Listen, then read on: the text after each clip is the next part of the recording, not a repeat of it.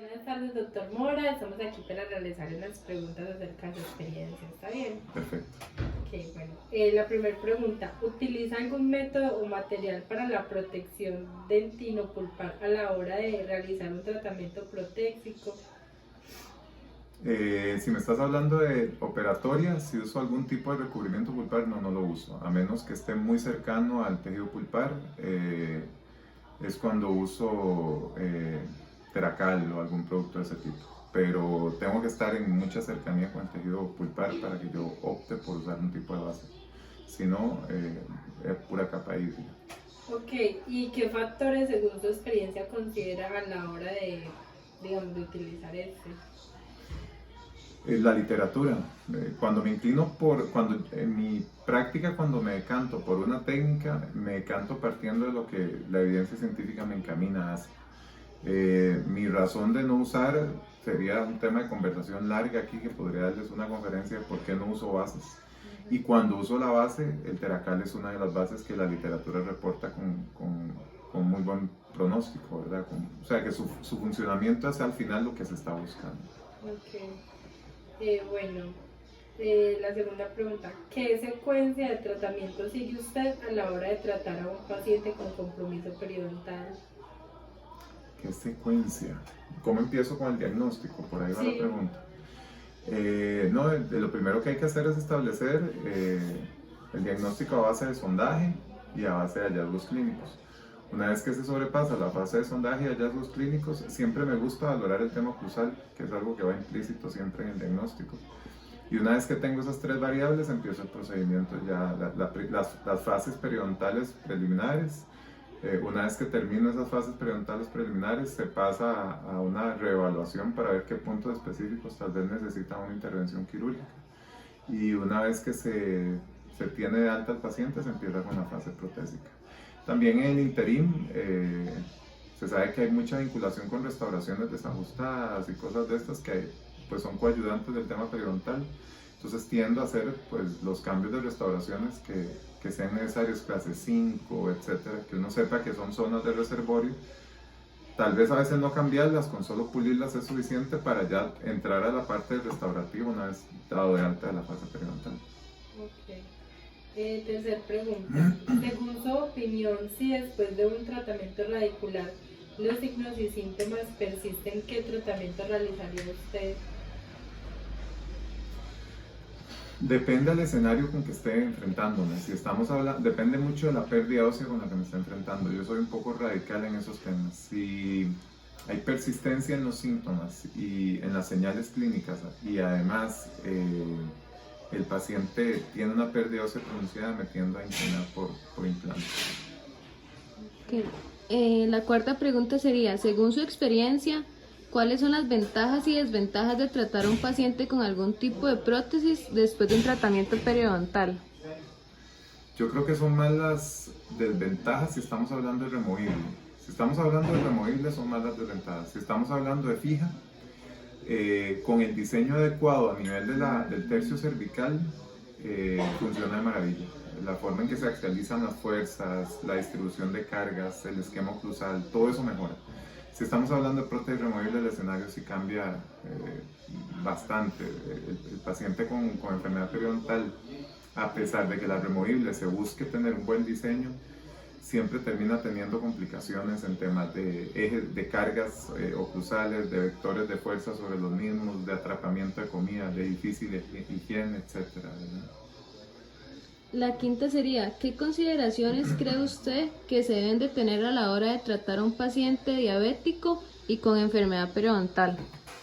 Bueno, lo primero que hay que tener claro es que van de la mano, ¿verdad? La enfermedad periodontal y la diabetes van de la mano, entonces lo que hay que tener claro es que ese es un paciente que va a tener que tener un mayor riesgo periodontal y por ende un control a nivel del sillón dental con mucho más regularidad que un paciente que no tiene diabetes, ¿verdad? Ya de por sí el diabético sabe que tiene su tarea que debe hacer en temas de control de glicemia y demás. La función, desde mi perspectiva odontológica, es un control más regular que en un paciente que no tiene diabetes. Ok. La sexta sería, ¿cuáles son las contraindicaciones de una pieza dental con un tratamiento endodóntico y que va a servir como pilar para una prótesis fija? La primera contraindicación es que son muchas. Vamos por partes. Primero es que no hayan procesos periapicales, que no hayan, a nivel de la endodoncia no haya ningún problema. Después de ahí la existencia del ferrul, que haya un remanente radicular que vaya a soportar esa transición ahí de interfase corona-diente. Va a implicar mucho también el esquema oclusal o el tipo o la posición de esa pieza, ¿verdad? La relación esqueletal del paciente. No es lo mismo pensar en una pieza en el sector anterior en un paciente clase 3 que en un paciente clase 2. Si hay hábitos parafuncionales o no. La relación coronoradicular. Cuántas piezas se piensan reponer, cuántos pónticos piensa tener.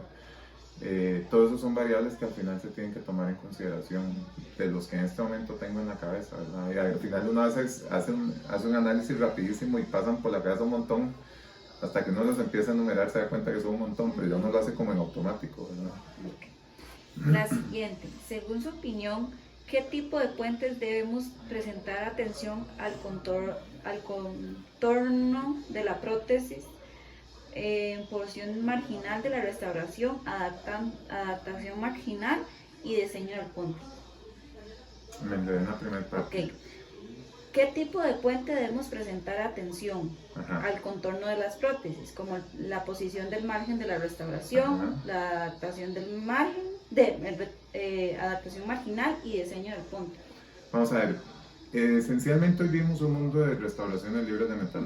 Al ser un mundo de restauraciones libres de metal es poca la justificante que hay para hacer restauraciones subgingivales. Idealmente deberíamos estar manejando restauraciones supragingivales o yuxtagingivales. Eso trae varias ventajas. Con respecto a lo que me preguntas, me es más fácil evaluar el asentamiento y el ajuste clínico, que no debe tener sobrecontornos. Es muy común ver técnicos dentales que porque no voy a decir que necesariamente es culpa del técnico siempre, hay ocasiones en donde todo material tiene un grosor mínimo y si usted como clínico no le está generando el espacio necesario al técnico para que pueda meter ese material que usted le esté solicitando, llámese circonio, llámese silicato de litio, él va a tender a generar un sobrecontorno. Ese sobrecontorno es terrible. Cuando usted tiene restauraciones supragingivales o yuxtagingivales es más fácil evaluar clínicamente eso. Pero como te digo, principalmente hay que entender que el material tiene un grosor y ese grosor usted lo tiene que establecer sí o sí, porque si no el técnico, él no va a jugarse el chance de que el material falle. Entonces, para que no falle, va a respetar lo que el fabricante solicite y eso va a implicar un sobrecontorno. El ajuste pues es evidente, no solo radiográficamente tiene que ser visualizado, sino clínicamente. Y con respecto al póntico, yo hoy me inclino mucho por el póntico ovoide, por un tema no solo desde el punto de vista estético, sino también desde el punto de vista funcional. También manejo un poco lo que llaman el póntico higiénico, pero me inclino mucho por el póntico ovoide, la verdad, ese es el que más me gusta hacer. Y juego mucho con las condiciones del tejido mucoso en esa zona del póntico para reconfigurar la anatomía del póntico y poder generar ese póntico ovoide que emerja directamente de la encía y no que esté sobrepuesto sobre la encía. Bueno, y pasamos a la pregunta número 8. Dice, ¿cree usted que pueda existir o no una complicación periodontal en los dientes pilares de una prótesis fija en pacientes adultos mayores? Claro que sí, claro que sí. De hecho, es una de las complicaciones que se genera de la prótesis fija radica en eso, ¿verdad? La posibilidad de caries radicular en un paciente adulto mayor, que en el adulto mayor una de las principales patologías es el tema de la caries radicular. Y el hecho de que por falta de higiene o por no buena higiene se empiezan a dar problemas periodontales. Incluso a veces estos problemas periodontales terminan siendo endoperiodontal por el grado de afección que tiene el pilar, ¿verdad? Ok, y la pregunta número 9, un tema sobre la movilidad dentaria en los dientes pilares post-cementación. De acuerdo a su experiencia, ¿existe o no ese problema y cómo lo trata? Si hay movilidad post-cementación, en mi mundo, si usted está teniendo movilidades post-cementación, es porque usted previo a no controló el hecho de que ya había una movilidad como tal. Y si hay post-cementación, tiene que ser por esquemas oclusales. Porque no hay lógica que una pieza que no tenía movilidad previo a la fija ahora resulta que tiene movilidad posterior a que se coloque la fija. Si la movilidad estaba previa, que hay literatura que reporta el hacer prótesis fija en pacientes con soporte periodontal disminuido. Una de las intenciones es generar perulizaciones, distribución de esquemas oclusales, etcétera, para más bien lograr aminorar esa movilidad. Pero si se está dando, si previo a no estaba y posterior a se está encontrando, por lo general, si estamos hablando de un corto plazo, tiene que ver con algún tema de mal contacto oclusal y para función del paciente que está generando esa movilidad. Ok, y por último, tomando en cuenta las ventajas y desventajas de un tratamiento de prótesis fija, así como la estética, la funcionalidad, el soporte y la fuerza, ¿cuáles son los resultados específicos que busca usted como operador, que le asegura que un trabajo fue realizado de la mejor manera de inicio a fin, más la satisfacción del paciente? Vamos a ver, hay 3 principios básicos que debe cumplir cualquier rehabilitación protésica. Una es preservar el remanente biológico, otra es devolver la función y el tercero es dar estética. Esencialmente eso tiene que cumplirlo cualquier rehabilitación protésica que usted haga. Entonces, si me estás hablando de fija, deberían dar en esos 3 parámetros. Debería estar devolviendo la función, y con la función estoy hablando del escenario completo, ¿verdad? O sea, no solo el esquema oclusal como tal, sino también los contactos, los movimientos excéntricos, etc. Cuando estoy hablando de devolver la estética, tiene que verse bien. O sea, hoy los materiales y las técnicas permiten para que el paciente tenga un nivel de exigencia muy alto, muy alto. Entonces, y se le puede llegar a ese nivel de exigencia. Y preservar el remanente para mí es no tocar lo que no hay que tocar. O sea, a mí me horroriza cuando veo un paciente con una fija donde se tomaron 7 pilares para reponer 5 dientes. Uno de los errores más grandes que se enseña hoy en pregrado, y supongo que ya se los enseñaron porque es parte de la formación, es de la ley de Ante. La ley de Ante no tiene lógica, porque sabemos que es una ley que no tiene ningún racional. Fueron leyes que eran extensiones físicas que se quieren aplicar a la biología, y la biología tiene variables diferentes. Entonces, a mí una de las cosas que me parece importante es que empiecen a entender que no hace falta agarrar y llenarle a un paciente la boca de corona solo para poder reponer 4 o 5 pilares, ¿verdad? Se toma en cuenta otras variables. Pero como te digo, esencialmente para mí, cuando veo un tratamiento exitoso, tiene que cumplir con esas 3. Preservar el remanente biológico, que yo vea que lo que se hizo fue conservador, o lo más conservador que se podía. Y con esto, al preservar, estoy hablando también de tejidos periodontales, ¿verdad? Que no esté invadiendo el ancho biológico, el complejo ventrogingival, etc. Que devuelva la estética y devuelva la función. Si cumple esas 3 variables, el tratamiento fue exitoso.